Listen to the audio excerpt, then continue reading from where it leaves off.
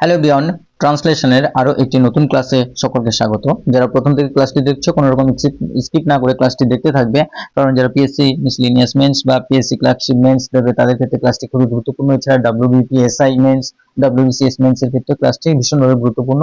ও যারা বিশেষ করে বেঙ্গলি টু ইংলিশ ট্রান্সলেশন শিখতে চায় তাদের জন্য তো গুরুত্বপূর্ণ, এবং ভালো ইংলিশ শিখতে চাই তাদের ক্ষেত্রেও কিন্তু গুরুত্বপূর্ণ। তো চলো আমরা স্কিপ না করে প্রথমে ক্লাসটি শুরু করব। তো প্রথমে আছে যে ছাদে বসে দেখছি রাত্রির আকাশ। তো ছাদে মানে এখানে কিন্তু ছাদে, যেহেতু এটা সাহিত্যের ভাষা সুতরাং এটাকে আমাদের ছাদে ধরে নিতে হবে। ছাদে বসে দেখছি রাত্রির আকাশ। তো এখানে দেখছি বলতে এখানে সিম্পল প্রেজেন্ট টেন্সে আমরা লিখব, অর্থাৎ সিম্পল প্রেজেন্ট টেন্সে বলা হচ্ছে বর্তমানে পরিস্থিতিতে। তো sitting on the rooftop, sitting অর্থাৎ বসে। তো এই বসে এটাকে কিন্তু আমরা প্রেজেন্ট পার্টিসিপল ফর্ম করছি। কি প্রেজেন্ট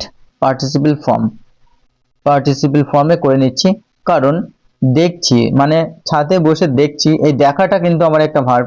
তো সেই কারণে আমরা বসে দেখছি, তো এটাকে কিন্তু আমরা সেকেন্ডারি ভার্বে পরিণত করলাম।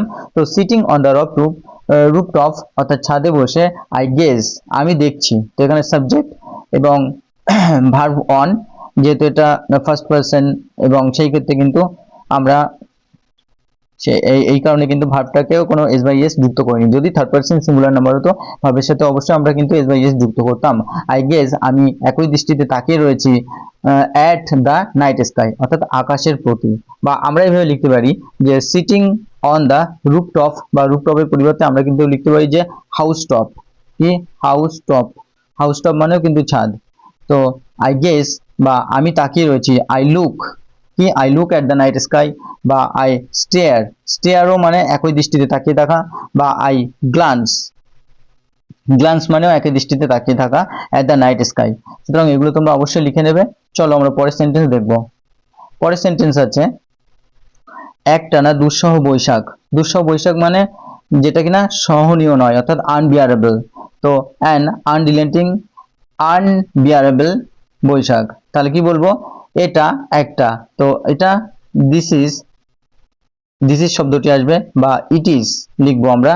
ইট ইজ অ্যান বা this is an unrelenting unbearable Baishakh, বা it is an unrelenting unbearable Baishakh, বা this is an unrelenting unbearable Baishakh. তো এটা হচ্ছে একটানা কি এবং দুঃসহ ও বৈশাখ মাস, যেটা আমরা প্রখর রৌদ্র টাইমে আমরা যেটা দেখতে পাই। বা আমরা এটা বলতে পারি যে আনরিলেন্টিং এর পরিবর্তে কিন্তু আমরা আনসেশনড বলতে পারি। কি ইনসেশনড মানে একটানা। ইনসেশনড বা আমরা পারসিস্টেন্ট বলতে পারি। কি পারসিস্টেন্ট, যেটা হচ্ছে একটানা। বা আমরা এটাকে বলতে পারি যে রিলেন্টলেস অ্যান্ড আনবিয়ারেবল, অর্থাৎ যেটা অসহনীয়, যেটা সহ্য করা যায় না। বা ইনটলারেবল, বা আমরা এটাকে বলতে পারি ইনসাফারেবল,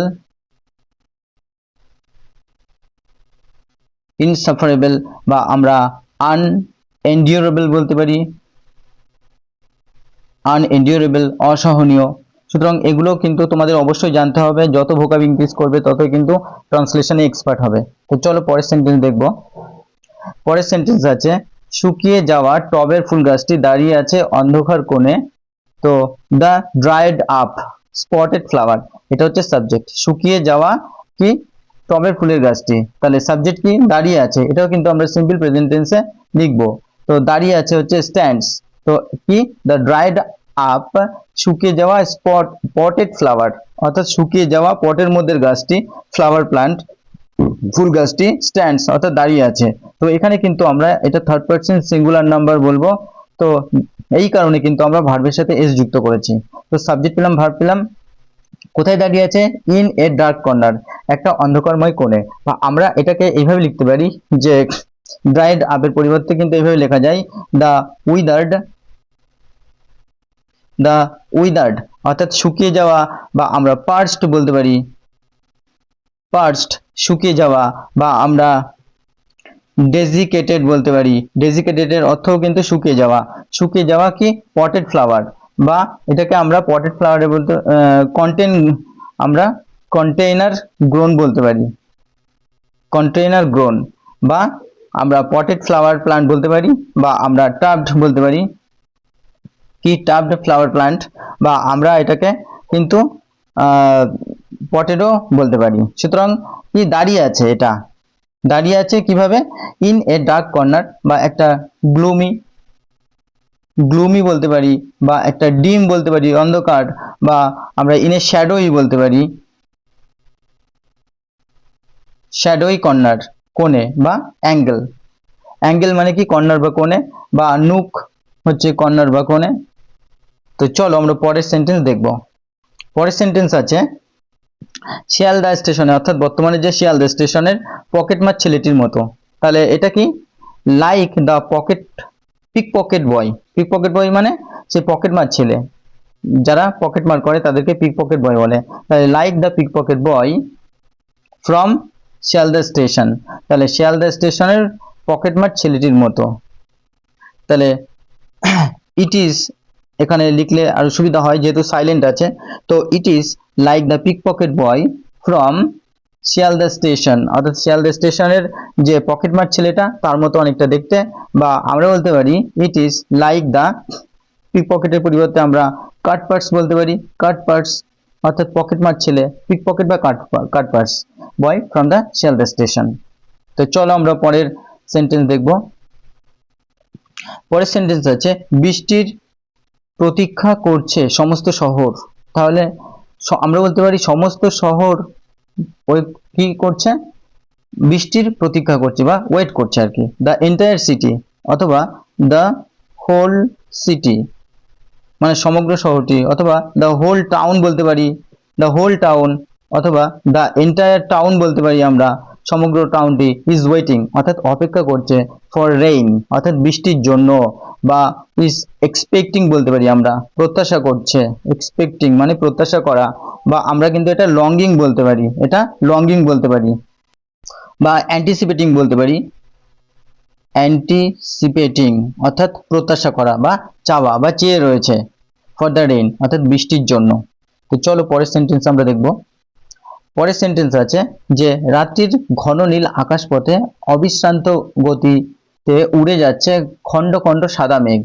তো আমরা এইভাবে লিখতে পারি যে across the deep blue night sky, মানে রাত্রির ঘন নীল আকাশপথে বা আকাশ জুড়ে, আকাশপথে বলতে কি আকাশ জুড়ে। তাহলে across the deep blue night sky, রাত্রির ঘন নীল আকাশ জুড়ে বা আকাশ পথে কি উড়ে যাচ্ছে, the fragments of white clouds, এটা কিন্তু subject. The fragments of white clouds অর্থাৎ খণ্ড খণ্ড ঘন সাদা মেঘ বা খণ্ড খণ্ড সাদা মেঘ। আর তো এখানে কিন্তু সাদা হবে এটা। তো আর ফ্লাইং উড়ে যাচ্ছে টায়ারলেসলি অর্থাৎ অবিশ্রান্ত গতিতে, বা আমরা বলতে পারি যে across the deep blue night sky the fragments, অথবা আমরা বলতে পারি দ্য পিসেস। পিসেস মানে কি টুকরো, পিসেস মানে টুকরো, বা আমরা বলতে পারি যে বিটস বলতে পারি, বিটস মানে টুকরো, বা আমরা বলতে পারি শার্টস, শার্টস মানেও কিন্তু টুকরো, of white clouds. Are flying অর্থাৎ উড়ে যাচ্ছে টায়ারলেসলি, বা আমরা বলতে পারি আনসিজিংলি, আনসিজিংলি। সিজ মানে থেমে যাওয়া, আর আনসিজিংলি মানে অবিশ্রান্ত গতিতে, বা আমরা পারসিস্টেন্টলি বলতে পারি, পারসিস্টেন্টলি, পারসিস্টেন্টলি, বা আমরা বলতে পারি ভিগোরাসলি। কি ভিগোরাসলি, ভিগোরাসলি তেজস্বীপূর্ণ ভাবে বা একটা শক্তিপূর্ণ ভাবে। তো চলো পরের সেন্টেন্স আমরা দেখব। পরের সেন্টেন্স আছে যেন অতিকায় ম্যাজিক লন্ঠনের ছবি। তো এটা যেন বা তারা যেন অতিকায়, তাহলে দে আর লাইক, সিন্স তাহলে দে আর সাবজেক্ট, আর মেইন ভার্বের কাজ করছে, দে আর লাইক তারা যেন, সিন্স অর্থাৎ দৃশ্য বা ছবি, ফ্রম এ জাইজেন্টিক ম্যাজিক ল্যান্টার্ন একটা বড় বা একটা অতিকায়, অতিকায় কি লন্ঠন এবং তার একটা অতিকায় যে ম্যাজিক লন্ঠন তার যেন ছবি এটা সেগুলি দেখতে লাগছে। বা আমরা বলতে পারি they are like sins from huge, huge বলতে পারি অতিকায়, বা আমরা বলতে পারি এনরমাস, এনরমাস, বা আমরা বলতে পারি ইমেন্স, ইমেন্স কি ম্যাজিক ল্যান্টার্ন, বা যেটাকে আমরা জাদু মুগ্ধ বলতে পারি এনচ্যান্টেড, এনচ্যান্টেড বলতে পারি, বা যেটাকে আমরা মিস্টিক্যাল বলতে পারি, মিস্টিক্যাল, বা যেটাকে আমরা সুপার ন্যাচারাল বলতে পারি, সুপার ন্যাচারাল। আর ল্যান্টেন বা ল্যান্টেনকে আমরা ল্যাম্পও বলতে পারি, ল্যাম্প। তো চলো পরের সেন্টেন্স আমরা দেখব। পরের সেন্টেন্স আছে বিরামহীন গত দুরাত ধরেই চলেছে এই মেঘের দল। তাহলে কি, নন স্টপ মানে বিরামহীন যেটা।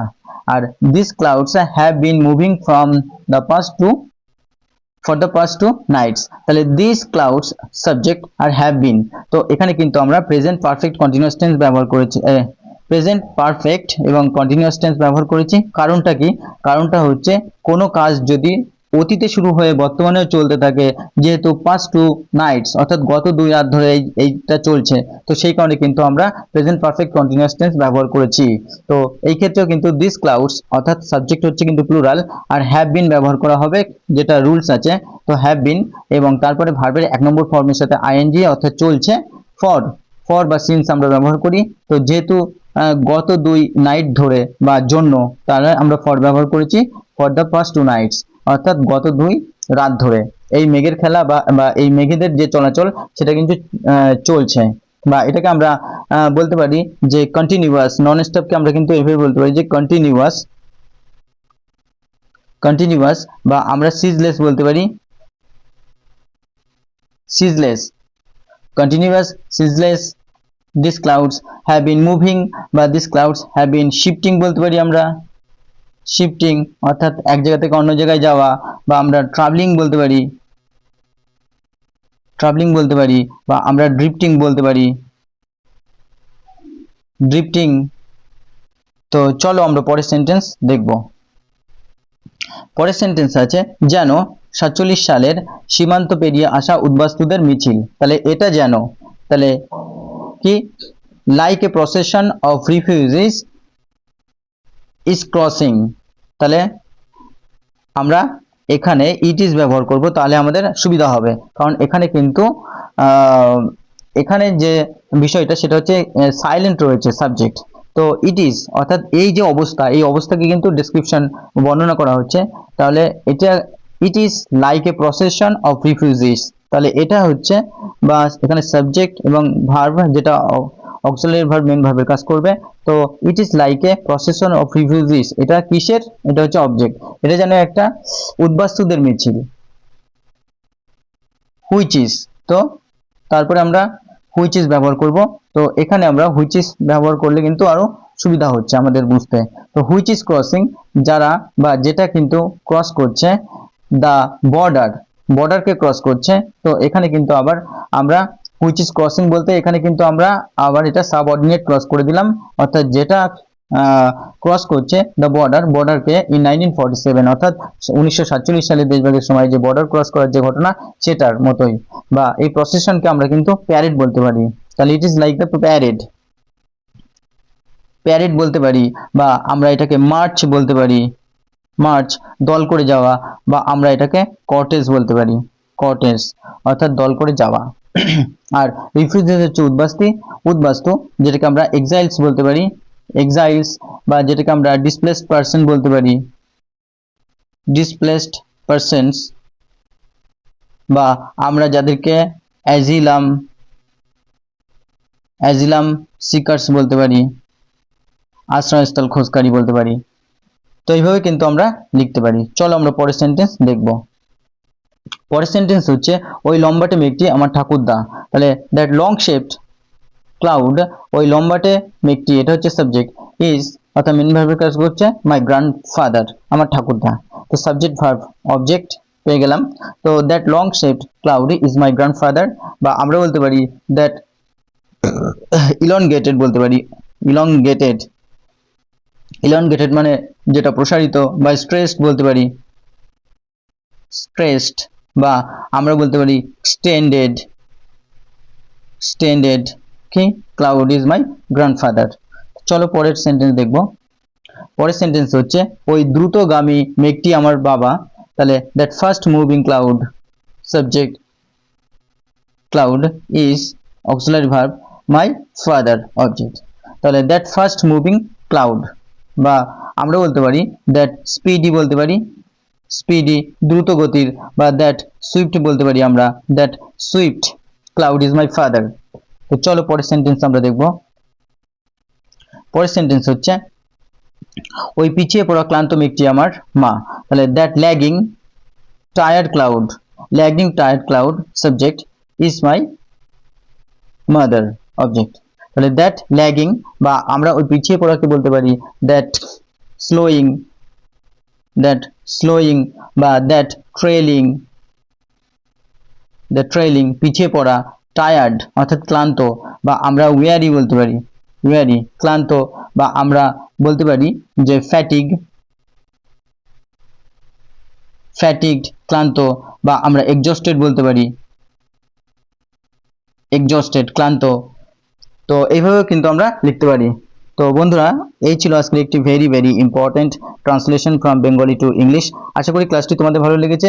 যারা প্রতিনিয়ত ক্লাস দেখছো তারা অবশ্যই চ্যানেলটিকে লাইক করো, অবশ্যই ক্লাসটিকেও লাইক করো এবং হাইপ অপশন অবশ্যই প্রেস করো। তাতে কি হবে, চ্যানেলটি গ্রোথ বাড়বে এবং তোমরা আরো বেশি বেশি ক্লাস পাবে। এবং তোমাদেরকে অসংখ্য ধন্যবাদ এইভাবে সাপোর্ট করার জন্য। এবং লাইক, কমেন্ট, শেয়ার অবশ্যই করো এবং যারা প্রথম তারা অবশ্যই সাবস্ক্রাইব করো। তো ধন্যবাদ সকলকে।